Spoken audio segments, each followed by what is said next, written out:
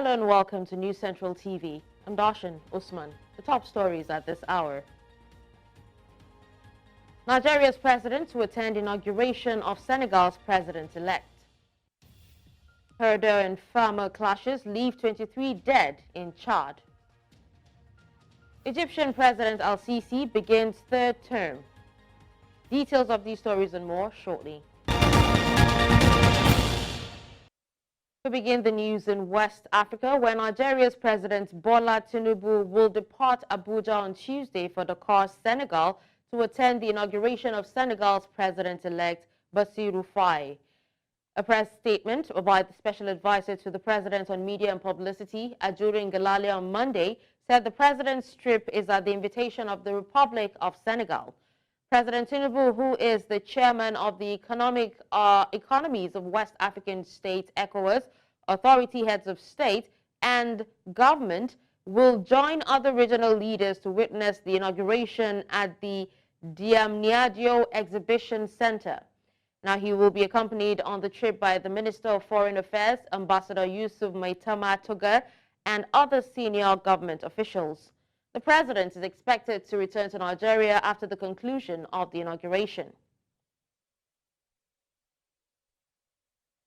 The Catholic Bishop of Sokoto Diocese, Matthew Kuka, has criticized the mode of distribution of palliatives to Nigerians amidst the severe hardship facing the country. Now, following the removal of fuel subsidy, among other economic policies, governments at all levels have implemented palliative measures. Now, such measures include distributing food items to the vulnerable in an effort to alleviate hardship. Reacting, Bishop Kuka faulted the distribution of palliatives, adding that the people most often don't get them. Now, he noted that a good part of the money meant for such is also always stolen. Besides the issue of palliative, Kuka spoke on the country's need of healing. He urged the government to fix insecurity issues in the country.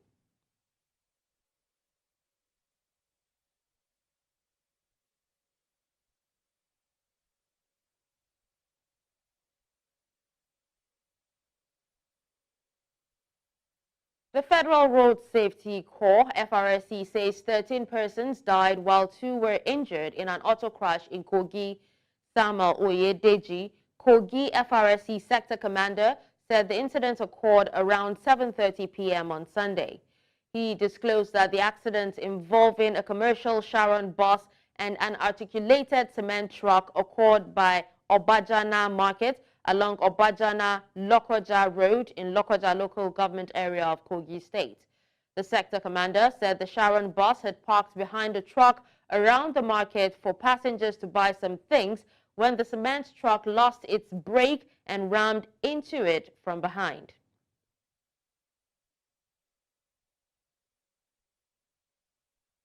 The Kaduna State chapter of the All Progressives Congress suspended the women's leader, Mariam Suleiman, for criticizing Governor Ubasani over the huge debt inherited from the previous administration.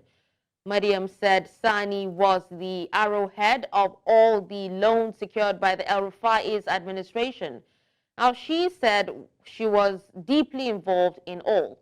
The party accused Suleiman of carrying out actions to tarnish the governor's reputation.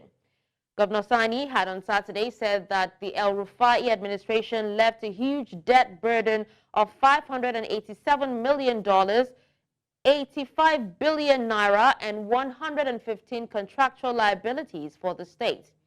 Governor Sani's spokesman, Alhaji Muhammad Shehu, said that the governor will not dignify the son of the immediate past governor, Nasser El Rufai, that's Bashir, with a response to his attack on the governor. Earlier, Bashir tackled the governor, saying he was looking for a cheap excuse for his incompetence. Now we'll go back to the story of Nigerians queuing for palliatives and how Bishop Kuka has actually said it is the height of indignity. Now, joining us to discuss this is a public affairs analyst and team lead Platforms Africa, Adeola Yusuf. Hello, Adeola. Good afternoon, and thank you so much for joining me at this time. Hello, Adeola. Can you hear me?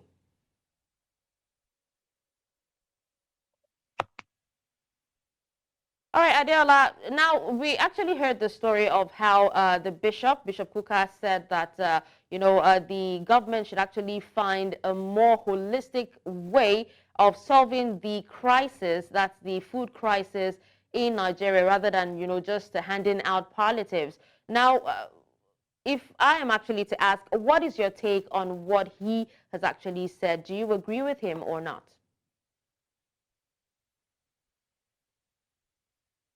Okay, thank you.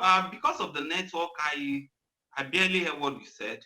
But if you have to the comment by Reverend Father Askan Kuka, he has more to do with the feeling and what is expected from a clergyman who has understudied Nigerian situation for a very, very long time. I remember that his statement was a result of, uh, activities of some people that have gone to loot. They have gone to loot facilities belonging to private and public, enterprise, to get what they call the palliative that were stocked there. Okay, so anytime we have a situation like that, three sets of people are usually among those that will go to that to loot those facilities. The first set of people are the people that are genuinely in need, whether we like it or not. We cannot, look the other way around and say that whoever that are going to, partake in that activity, in that looting, will be people that have do not have the interest of the government at heart. There are some people that were there that day that were genuinely in need. And how do you know these people? They do not have any other thing at home to eat. So whatever they got there to do be what they will just pick, to eat for that moment. The second set of people are people that are, a lot of people have heard from, reports, social reports, and academic reports. People that will go there to loot and sell the loot that they have, gone there to acquire. Oh, okay. So, and there won't be any difference between them and, people in government that they have been condemning. Or remember that, a lot of people will say that, okay, why would government officials, keep palliatives that were meant for people at some private or public facilities without truly distributing such palliative to people. So there's no difference between those that have gone there to loot those resources and resell those resources. Remember, anytime we have cases like this, you will see by the time you get to the market, what security operatives usually use, to apprehend a lot of them, is to get to the market and seal them as they are reselling those palliatives. So there's no difference between those two. And the third one are the hoodlums. Those ones, whether we like it or not, they are already waiting any moment, the pickpockets, the thieves, the hoodlums, waiting at any moment, to take advantage of any situation. Whether it is government or private enterprise that is at the back end or the receiving end of that, their action, they are left concerned. So All those right. are the three sets of. Well, And you could see that the statement from Reverend Father Kuka captures Adeola. everything.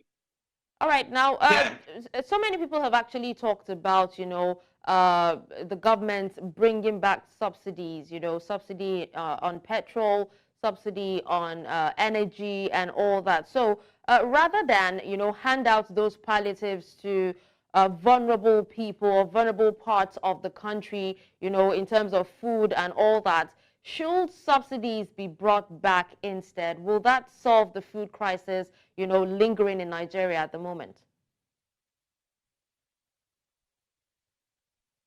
Okay, so if the question is bringing back subsidy on petrol, I think it will be a very disheartening venture if the government wants to do that again. And I'll give you reasons.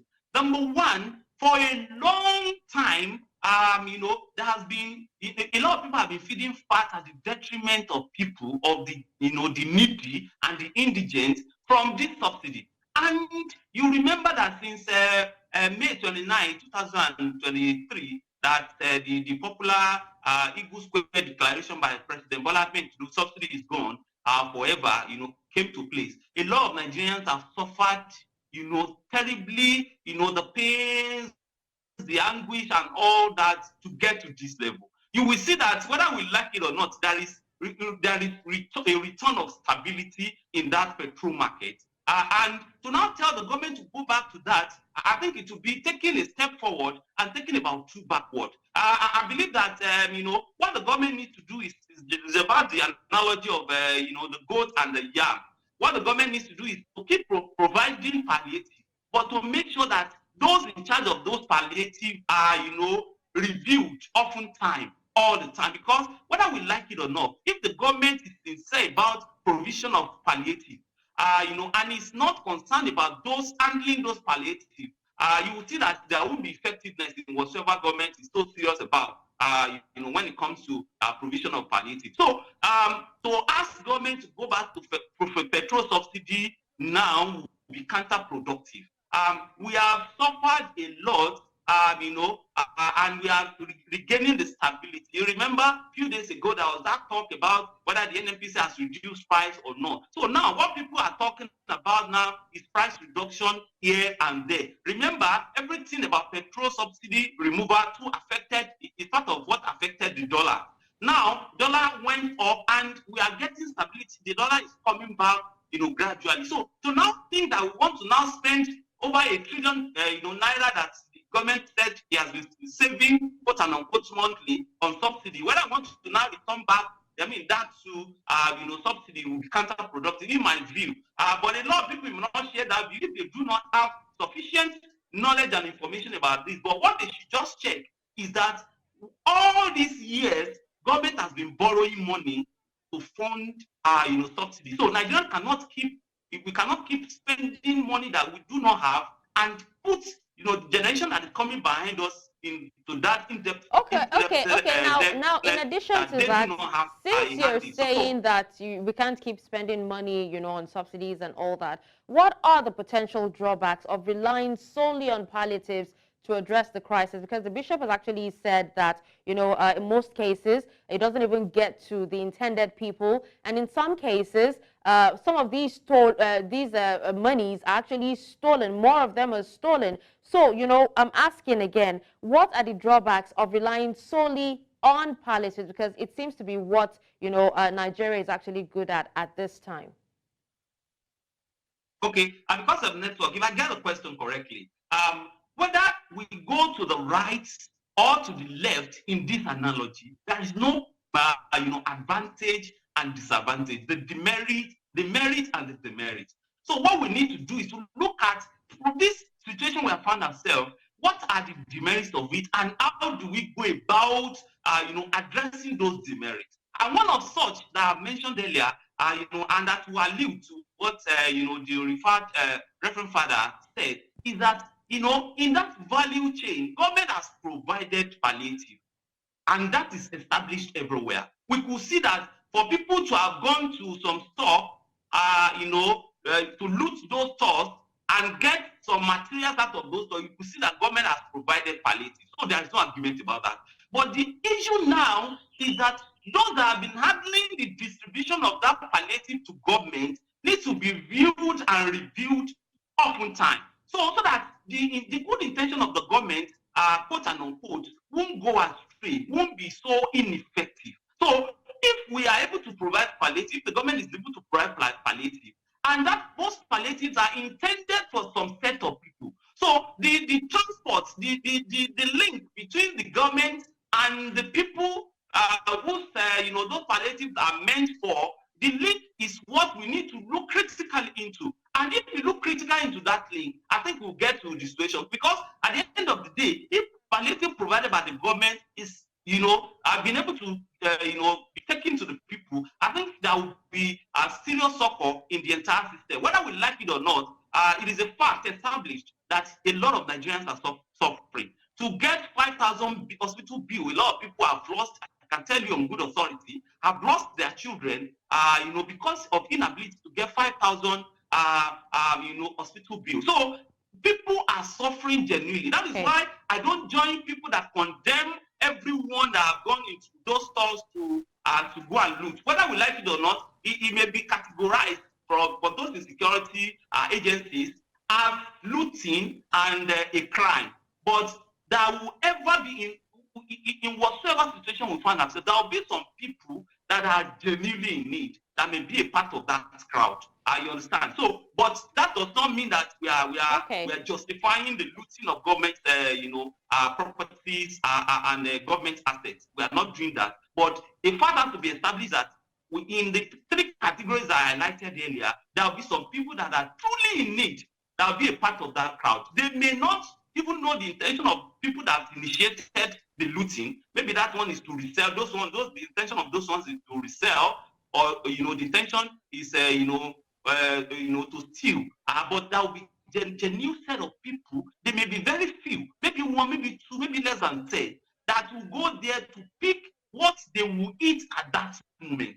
So it may be somewhat tough. So, but people will have different views and different reviews, different news about that. But it's important as we are analyzing this, we need to put on to the fore all those categories of people that are likely to be all seen. Well, thank you so much, Adeola, for joining me and also speaking to me on this at this time. We appreciate you. My pleasure. Thanks for having me. All right, well, we'll take a quick break, and when we come back, News Central Now returns. Stay with us. Welcome back, and thank you for staying with us. Now, disabilities activists across Nigeria are speaking out against the recent alleged discrimination faced by Debola Daniel, the son of former Ogun State Governor Otumba Gbenga Daniel, at a KFC outlet inside the Murtala Mohammed International Airport in Lagos. Now, Daniel, who uses a wheelchair, was reportedly humiliated and denied entry into the restaurant by staff. The incident led to the Federal Airports Authority temporarily shutting down the KFC branch. Disability rights groups say they will no longer tolerate such discriminatory acts against persons with disabilities in public spaces. They are calling for strict enforcement of the Disability Act of 2012 and sanctions against perpetrators as a deterrent. In a statement, the immediate past president of the Joint National Association of Persons with Disabilities, Ekaite Umo, condemned the KFC incident, describing it as completely unacceptable. Now, to discuss this, I'm joined by Senior Registrar, Federal Medical Center, Belkuta, Dr. Adewumi Enoch. Hello, Doctor. Thank you so much for joining me. Hello, good afternoon. It's my pleasure to be here. All right, now, Doctor, can you tell us how will incidents of discrimination and humiliation, such as the one experienced by Debola Daniel, impact the mental well-being and also the health of individuals with disabilities? Okay, so the first thing I'd like to say is that what happened to the young man should never happen to anybody. It's actually very terrible, and it's something that should be condemned by all well-meaning Nigerians, and everybody who has a heart should condemn what happened, because things like this could actually lead to someone having anxiety, could lead to someone having depression, could lead to some sort of self-esteem issues, and then could lead to depression, which could lead to someone thinking of committing suicide. So if someone feels like, okay, I cannot go somewhere in my environment and feel accepted like just every other person who is there, then people can actually lapse into depression, anxiety, and so many other things that I have mentioned. And it could lead to them even thinking of committing suicide, because what's the essence of being alive if you are not going to be allowed to do what other people would do? And when we talk about people with disability, we discover that they are not the ones who put themselves in that situation. Most of the times, these are things that they do not have control over. So even people who are now discriminating against them should also know that they could be in that situation tomorrow. So it's very, very, very, very disheartening that something like this could happen. And when you start discriminating against people, they will find it difficult to be able to speak out and reach out to people when it comes to matters of their health. So these are things that discriminating against people who have disability can actually lead to. Okay. Now, Doctor, from a public health standpoint, what are the potential consequences of perpetuating societal biases against people living with disabilities? Okay, so when we talk about health, health is a state of complete physical, mental, and social well-being, not the mere absence of disease or infirmities. So from a from public health standpoint, someone who has a disability needs to be accepted into the society because this could lead to them not even wanting to seek healthcare in the first place. So someone who, like when you look at our society, we have a law that talks about disability, and part of that law states that every building, every public building in Nigeria should have a access for people with disability. But we do not have that at the moment in the country. So how many people, our people with disability cannot even get on buses to go to the hospital. People with disability cannot access the hospitals. It's very, very difficult for them to be able to reach out. And when people get discriminated against, it now leads to a situation whereby they keep to themselves. So even if they have any health challenge, anything that they want to talk to people about, because they are being discriminated against, they would not be able to reach out to people. They would not be able to talk to people. Thank God that this young man is someone who is popular and he has a voice. People who do not have a voice, just imagine what they are going through on a daily basis. So from the public health aspect, it is it's a huge barrier for people who have disability to be able to access healthcare. All right, doctor. Now, speaking about, having a voice, this isn't the first time that people living with disabilities have actually come out to take a stand. But it's also a good thing that it is being reiterated. So can you speak to us on ways that experiences such as this, experiences of discrimination in public spaces, can worsen existing health conditions, especially amongst individuals with disabilities? So when someone who has a disability is being discriminated against, it's difficult for the person to actually be able to get to the hospital. So let me give an example. Someone with a disability has hypertension, for instance, now, and he does not have access to go to the hospital. Or the last time he went to the hospital, while he was at the car park, somebody looked at him and said something derogatory to him. This person would not be able to want to go to the hospital the next time. And this person can now eventually have one of the complications of hypertension. And that goes for every other medical condition that we see in our environment. So when you discriminate against somebody with a disability, just have it at the back of your mind that you have debarred the person, you have denied the person opportunity to be able to open up to somebody else, which could lead to worsening of the existing health condition that the person has. In addition to that, the mental health challenges that I spoke about the other time could also worsen the challenges that these people have. So it's best that people with disability are looked upon just like every other person in the society. Discriminating against them would make them refuse to want to open up. And I am hammering on this fact that when you discriminate against someone, you make it difficult for them to be able to reach out to other people who even want to reach out to them. So it's very, very important that we check discrimination and we use the full wrath of law on everyone who has discriminated or who is discriminating against people. There are fines that our law has stipulated, and it's up to 5 years jail term. So anybody who has discriminated, let us have a scapegoat such that these kind of things will not happen to other people again. All right, but then, Doctor, is there a way that technology can be leveraged to enhance accessibility and also independence for people with disabilities in various aspects of daily life?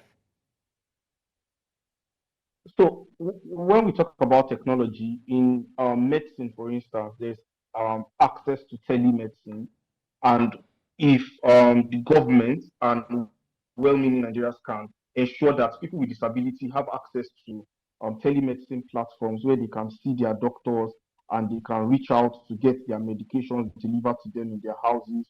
Their investigations can be done for them in the house, and home visits can be done for. They can book home visits from these telemedicine platforms.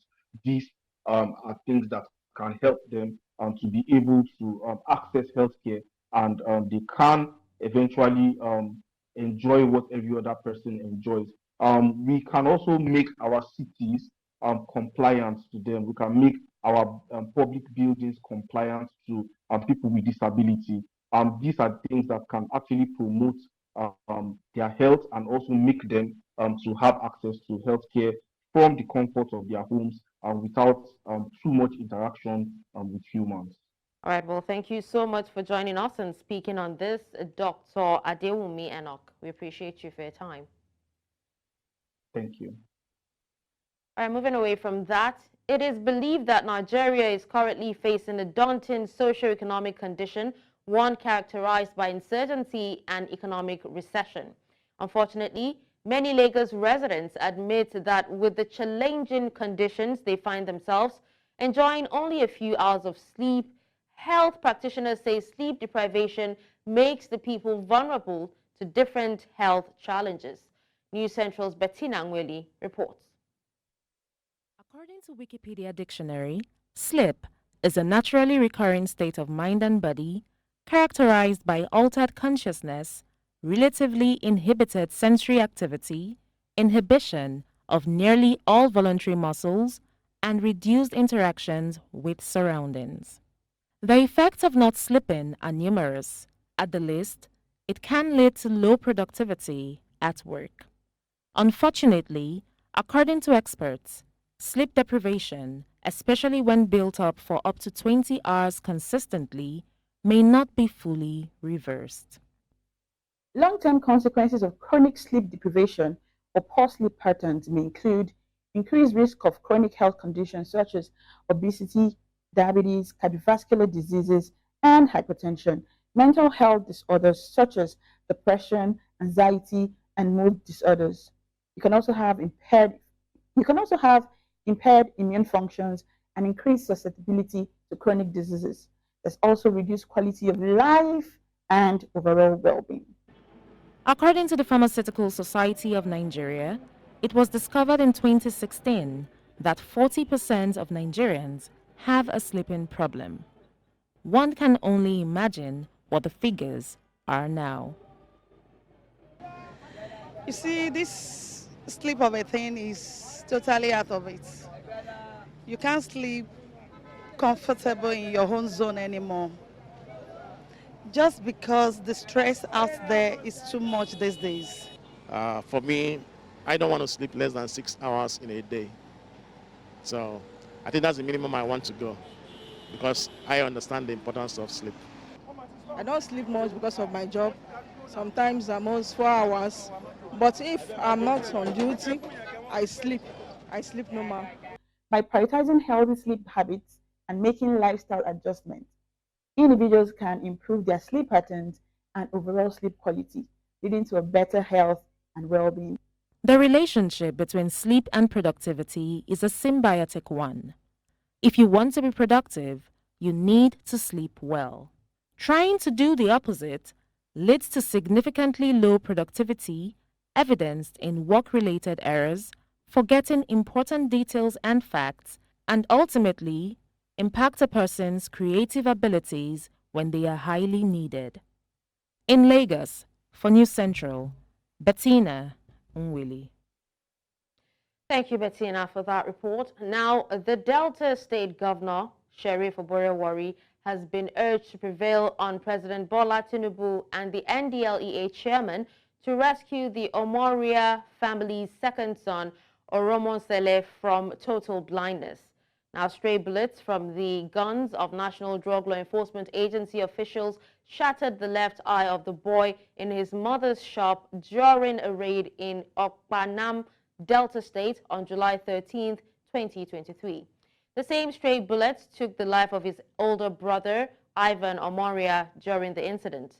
News Central correspondent Austin Azu visited the family in Okpanam Road, suburb of Asaba, and has details.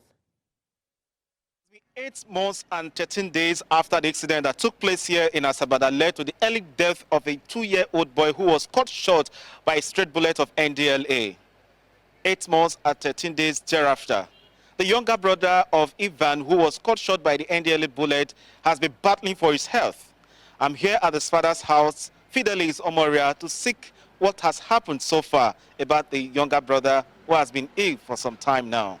On the 13th of December, I have to go and bury my son at the mortuary. Since the chairman has come, that there's no issue and all that.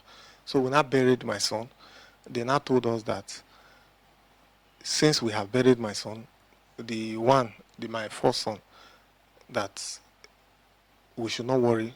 Within a short while, they will get the visa and the expedited date for us. With the chairman, NDLA, I was in communication with him. He was assuring me every day that they will do the needful, that I should not worry. The father, who explained the various stages gone through after the promise made by the NDLA chairman, including securing a traveling visa that was unsuccessful, said in spite of the urgency that the trip requires, the family regrets that little or nothing is being done to expedite action. He said the family not only battled with the irreversible damage that was done to their psyche, but they were also saddled with the burden of paying the enormous hospital bills that come with treating the child. Governor Sheriff Oboriwori, to help me prevail on the federal government and the NDLA to help me save my son. I don't want him to die again. At least I've lost one. It's okay. Let's see how we can put us together to rescue, to save this one. The son's mother, who couldn't hold back her tears, said they can't watch their only son losing his sight after losing their first son. She lamented the sleepless nights they have been experiencing because of the deteriorating health of the child, saying they can no longer wait till 2025 before the visa approval to take the child abroad for surgery. I'm begging the governor, please help us speak to Marwa, the president, Ahmed Tinubu. Please come to our aid. Come to our aid. I cannot lose a child. And I have a child lose an eye. The whole reason for those surgery is to help to get his sight back intact. Efforts to reach out to the NDLA chairman were unsuccessful. 8 months and 13 days thereafter, this young boy here is still battling for his eyesight, who was wounded by the stray bullet from the NDLA. They are all appealing to the federal government and relevant stakeholders to come to their rescue to enable this young boy regain his sight. In Asaba, for News Central, I'm Austin Azul. Quite a sad development there, but thank you, Austin, for that report. Now we move on. Since its establishment in 1949, the Lagos Country Club has been known for its tranquility, but now it is facing an internal conflict. The club's management council is reportedly at odds with the recently appointed interim management board. Chidinma Ona has details. Do not have the support of the members of the club and are to be withdrawn. The bone of contention is the registered trustees' decision to suspend the management council of the Lagos Country Club. In a recent statement by the management council, described the registered trustees' decision to suspend them and establish an interim board as illegal. This move has sparked outrage among a significant portion of the membership, prompting an extraordinary general meeting for a peaceful resolution and voting. This is very, very disagreeable to the members, so we insisted we must have an EGM and bring the club back to a peaceful situation whereby all petitions are dropped, the interim management council set up by the trustees is cancelled, and we pass a vote of confidence on the management committee that was sacked by the trustees. There's been a lot of things happening in the club that has been very, very shameful to us, and we needed to quickly come together to be able to see a way to resolve this peacefully and to be able to make sure that we bring back the sanctity of the club back again.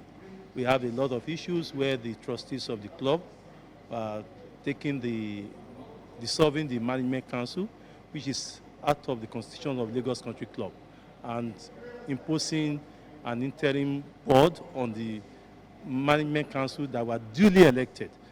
Members of the prestigious club are urging the registered trustees to lessen its interference in the matters of the club. Their interferences over the years started creating unnecessary conflict that now cumulated to this climax that we are having now. So for us members, we decided that this kind of interferences must stop. The trustees must stop exercising the powers that the Constitution did not give them. They must stop issuing directives to the management council that is charged with the responsibility of running the club. In fact, the management council nominates them to be appointed as trustees. So there is no way they can even be above the management council, because in the years past, they've played elderly roles, they've played fatherly roles, mediating in conflicts and achieving peaceful resolutions to conflicts that have happened in the club.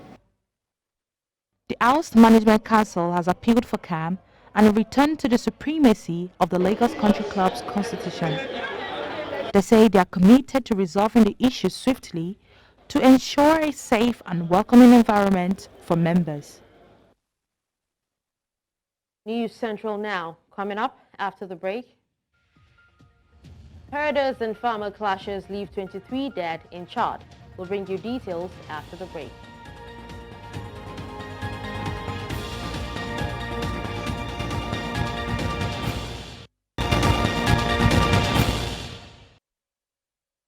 Continues in Central Africa, where at least 23 people were killed during late March clashes between herders and farmers in the region of southern Chad that frequently sees similar land disputes. Now, according to Chad's Communications Minister, Abdurrahman Koulamala, the fighting was set off by the assassination of a nomadic Arab-speaking herder and raged between March 17th and 21st in 3 villages in the southern fertile region of Moyen Chadi. Relatives and clan members of the dead man, who are based in the drier north of the country, led to a punitive raid in the village they believed was responsible for the ambush that led to his death. The minister said calm had returned Monday. Now let's move to North Africa, where Egypt's President Abdel Fattah al-Sisi begins his 3rd term this week, buoyed by massive fresh financing. But experts say the road out of economic crisis will still be long and arduous. Sisi won December's presidential election with 89.6% of the vote, standing against 3 unknowns. He is set to begin his 3rd term officially on Wednesday, with local media reporting that he will swear an oath before Parliament the day before. Pundits have speculated about a potential cabinet reshuffle as Cairo struggles to contain the fallout from 2 years of punishing economic crisis and dire foreign currency shortages. The Rand Show is undoubtedly one of Johannesburg's most iconic events, bringing priceless childhood memories. And the biggest consumer lifestyle show features a captivating blend of entertainment, innovation, and discovery. From exciting live performances to cutting-edge installations, the expo offers an adventure for the entire family. News Central's Bongani Siziba gives us the story. Yet another unforgettable experience for jawbreakers and those who come from far to experience the fun of Rand Show. Every year, the police band never disappoints with their heartwarming performances that always delights the audiences with their talent and artistry, creating lasting memories for all those who attend. Here is a consumer lifestyle exhibition that brings together entrepreneurs, entertainers, and individuals from a wide array of industries. I think the Rand Show is very important because there are so many opportunities here, and we as an exhibitor, we can find our customers here, because you can see our main products is laundry capsules, and South Africa is quite a new market for us, and we want to explore more opportunities.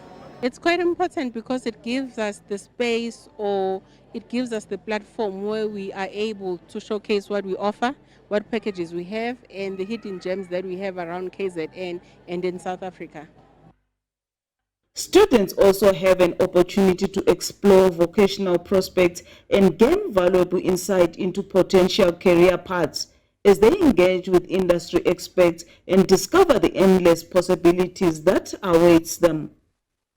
The military demonstrations showcasing the precision and skills of service members as they display their equipment and tactics, providing unique glimpse into the world of defense and security, and also highlighting dedication and expertise of the armed forces. And it's my first time here at the Rand Show, and I learned so much about soldiers and how they fight and I came here to have fun with family and friends. Since I want to go into the medical field, I learned in the military side that you can pursue a career in the military with health and can study there. Entrepreneurs showcased their latest creations, eager to connect with consumers and share their stories of inspiration.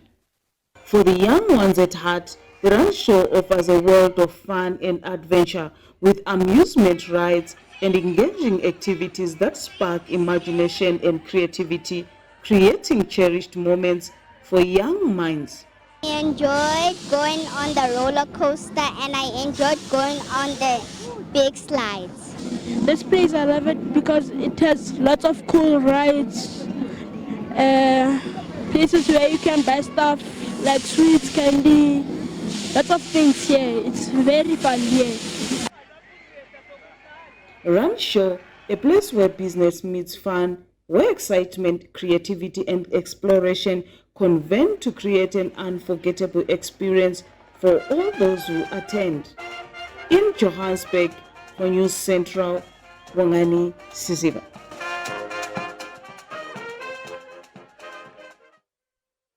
Pope Francis has thanked everyone who expressed their support and prayers amid growing health concerns over his last-minute cancellation at a major Good Friday procession.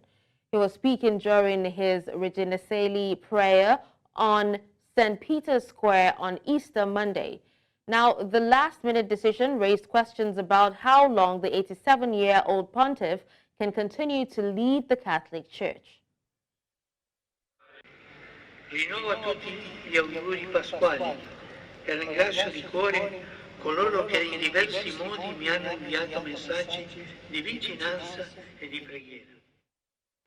In France, we understand that 2 days after the discovery of little Emily's bones, dozens of investigators on Monday combed the surroundings of the hamlet of Houvrena in Alpes-de-Haut province, where this 2.5-year-old boy had disappeared in July. Commander of the Regional Gendarmerie, Pierre-Yves Bardi, says investigators are currently trying to understand the circumstances of the boy's death.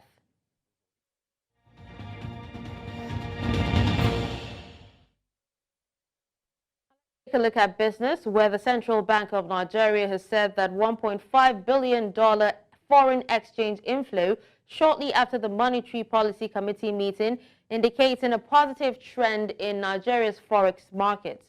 CBN's efforts to stabilize the forex market are reflected in the Naira's appreciation, trading at 1,309 Naira per dollar compared to 1,611 Naira per $1 in March. Victor Alui, Senior Vice President, Head Investments, Sankore Global Investments, shared his thoughts on this on Business Edge.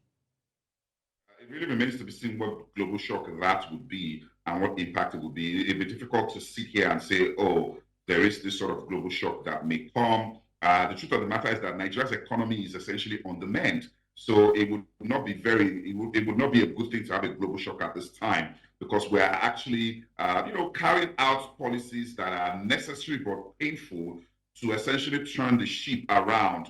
So I don't know what global shock might come, but I think that with the policies that we're seeing and the policies that are being implemented, with the cadence at which they are being implemented, I think that we're essentially on the right path. The Nigerian Upstream Petroleum Regulatory Commission reports that Dangote Refinery and other local facilities struggle with insufficient feedstock. NUPRC's Chief Executive, Benga Komolafe, has tasked the Enforcement Committee to develop a plan for domestic crude oil supply obligation enforcement by Friday. On Business Edge today, Itoro Adediran, a senior manager, tax, regulatory and people services at KPMG Nigeria, joined us. What it essentially means is that we prioritize the local refineries. So instead of saying we're exporting all that we produce, we give preference to the local refineries. And what we do is that we give them feedstock before we export the rest, which means that they are able to refine based on what we have provided to them. Now, do we have enough? That's a second conversation. We are seeing a boost in terms of, we're seeing more investment in that space. But also, it's still not enough for Nigeria to meet its quota production.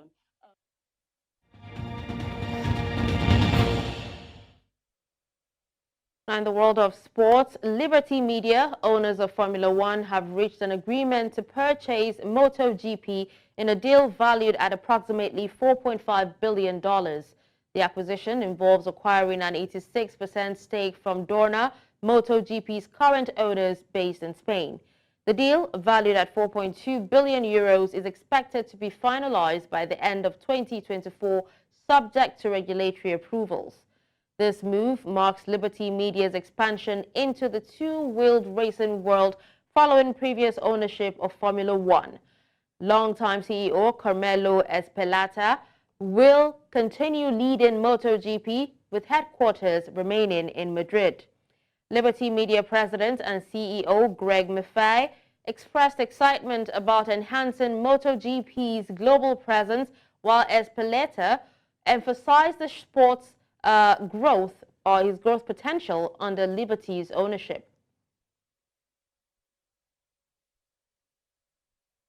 And that's all at this hour. But before we go, here's another look at some of our top stories. We told you that Nigeria's president to attend inauguration of Senegal's president-elect. We also told you that herder and farmer clashes have left 23 dead in Chad. And finally, you heard that Egyptian President Al-Sisi has begun third term. Send your eyewitness report to the WhatsApp number on the screen. Do follow us on social media. We are at News Central TV. You can watch News Central live on DSTV channel 422, Star Times channel 274, Avo TV, and YouTube. Many thanks for watching. I'm Dashen Usman.